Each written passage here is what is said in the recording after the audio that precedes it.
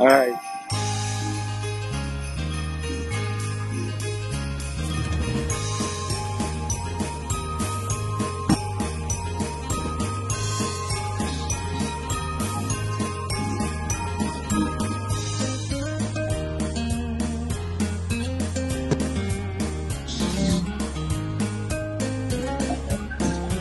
Kung may nakapang person coach,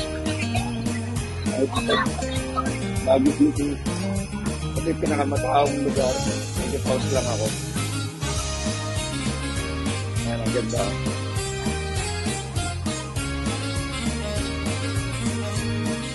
Daming Christmas lights.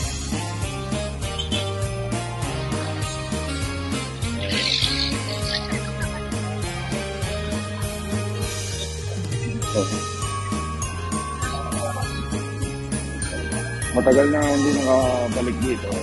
I think that was 2016 pa yata. Ako naman pinagbago ng Baguio City. Medyo overcrowded.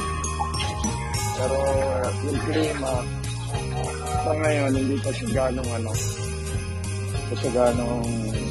malamig talaga. Pero kahit na hindi ganong malamig, napaos pa rin ako. Ibang klase.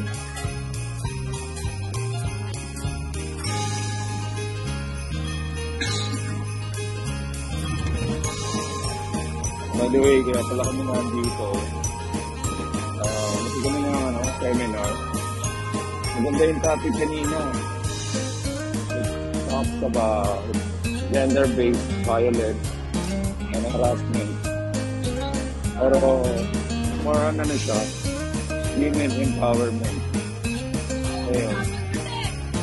So, whether nasa ibang bansa ka or nasa Pilipinas, lahat ng babae nagka-suffer or nakaka-encounter ng gender-based violence and sexual harassment. So, yun.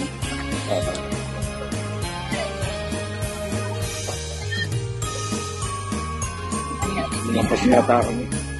Magbibigro lang kami. Ako na yun.